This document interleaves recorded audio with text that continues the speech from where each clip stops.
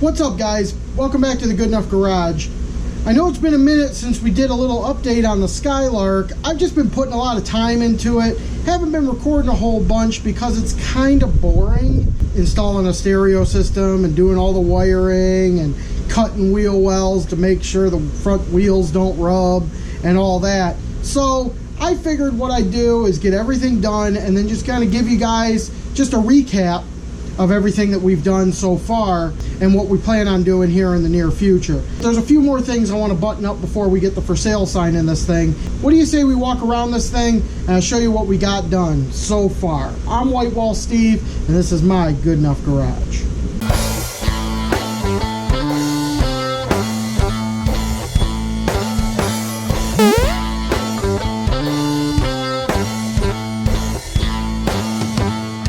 Show you everything that we got done on this thing. If you notice, it is 2 inches lower in the front and the wheels did rub pretty bad. I mean, I couldn't even get this thing down the driveway.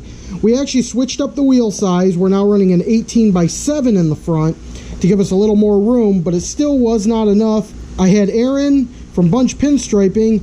He's pretty good at fabricating and stuff, so he came over and we cut the wheel wells out quite a bit. It does still rub a bit, but when I get in the car, it drops like 1.5 inches. I know I'm a little overweight, but yikes. So we're going to replace the springs in the front of this thing because I think they're a little wore out. I did replace the shocks and that helped a little bit, but I think these springs are completely wore out. I'm going to go ahead and order some springs for this thing and we'll do that in a future episode because I got rear springs coming too, so we'll do all 4 springs on a future episode. The brakes are done, so everything works. Disc brake conversion works great. Took me a while to get this fitting right here, this big one, but now that I got it, everything's working good. No leaks, no issues, so that takes care of all that. If we go into the interior, I went ahead and greased up all the window tracks in both wing windows, so you can actually still see some of the grease. I gotta clean these windows, but they fly up and down now. I mean, they work really good. So we are having some switch problems. Some of the switches don't work up, down, so we might end up replacing all the switches in this thing or checking out the wiring, see if there's any broken wires. So we got to look into that. I had the seat reupholstered. Had Don over at Don's Upholstery in Wyandotte, Michigan. He helped me get that done for a relatively inexpensive price. It doesn't quite match the driver or the passenger seat, but you know what? It looks good. It's good enough for this garage. The new radio is in. Custom auto sound radio. Basically looks like a stock radio, but it's Bluetooth. It's got the USB port down here. It's got an auxiliary port. It's got an auxiliary port in the front.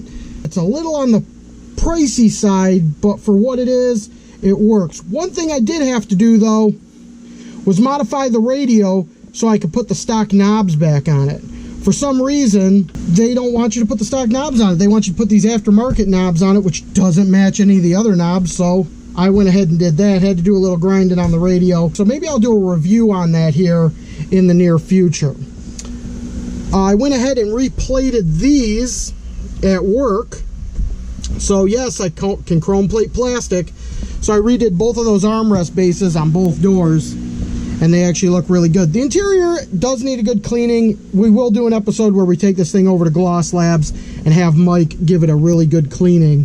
Now, we did install the new radio, but we got rid of the one speaker in the dash, put in some nice kick panel speakers down here. I don't know if you can see it on that side, but those two are from Custom Auto Sound. I'll put a link down below in the description on where you can order those and the part number and everything. Same thing with the radio.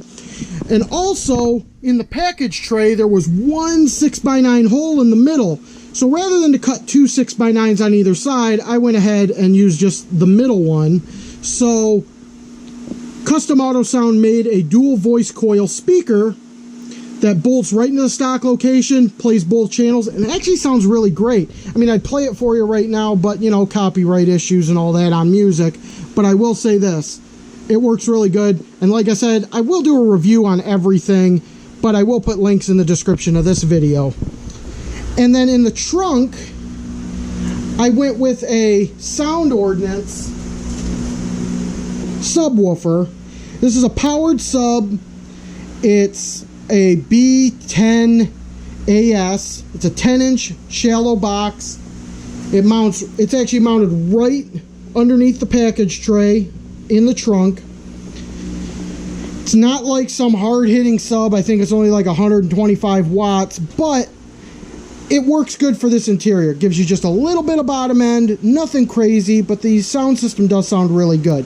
So I'll put a link in the description for that as well. I think for the money, I think that sub was only like less than $200, and it's powered, got the amp built in and everything. For the money, I don't think he can beat it. Also, Wayne did rebuild the carburetor for us, and it did help quite a bit.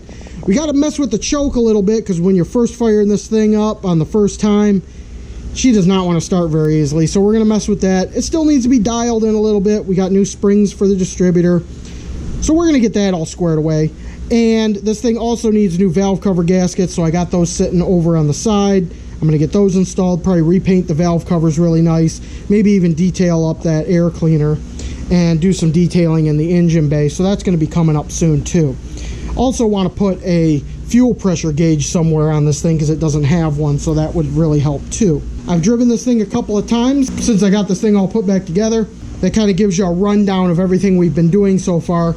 We're going to lower the back about 1 inch. I'm hoping I don't have to do too much cutting on that, but it does need to come down just a little bit, but nothing crazy. She's looking really good. This thing does need a good detailing, but we're going to let Mike from Gloss Labs give this bad boy a good solid detailing. So anyway, that's the Skylark, and that's the update. So that's just a quick little update on where we're at on the Skylark. Like I said, we got a few little things to button up, nothing crazy, but this thing's almost ready to start hitting up the shows with a little for sale sign in it. So you guys might be able to purchase this thing. If you are interested in it, please let me know. Maybe we could talk a little bit and see what you're thinking. But that's going to really do it for this episode. I just wanted to do a quick little update to let you know where we're at with the car. And you're probably wondering, well, Steve, that wasn't a whole lot of stuff. How come it's been taking so long? Well, I injured my hand at work. I couldn't do anything for about 2 weeks. Then I caught COVID right after that. So that was another week. And it's just been a whirlwind. But now we're getting back into it. We're getting back into the swing of things. So I want to get this thing squared away so we can start enjoying it. Also, be sure to check out the Good Guys Columbus show, the big nationals down in Columbus, Ohio. We're going to be down there with the Corvette. This thing isn't going to make it in time to be down there. But if you guys see us down there, say hey, say hi. Also, I'll be doing a video down there as well like I did last year. That's going to wrap it up for this episode. Be sure to like and subscribe. And I'll see you guys next time on the White Wall Steve Good Enough Garage. Now I got to get these couple of things buttoned up so I can drive it over to my buddy's house. See ya.